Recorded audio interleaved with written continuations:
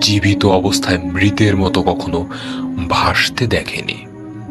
সে বুঝতে পারল কিছু একটা অস্বাভাবিক ঘটছে আজ। দ্রুত গিয়ার পাল্টে গাড়ির গতি বাড়ালো, কিন্তু আশ্চর্যের ব্যাপার, যতই সে গতি বাড়ায় সেই সাদা ছায়াটা যেন ঠিক তার সামনে এসে হাজির হয়। রবিন গাড়ির ভেতরে একটা অস্বস্তিকর ঠান্ডা অনুভব করল। এমন ঠান্ডা যা সাধারণ শীতের মতো নয়, বরং মরণ শীত। তার কপাল দিয়ে ঘাম ঝরছিল, কিন্তু হাত পা ঠান্ডা হয়ে আসছিল। হঠাৎ পিছন থেকে একটা চাপা শব্দ শুনতে পেল সে, যেন লাশবাহী বাক্সটা খুলে গেছে।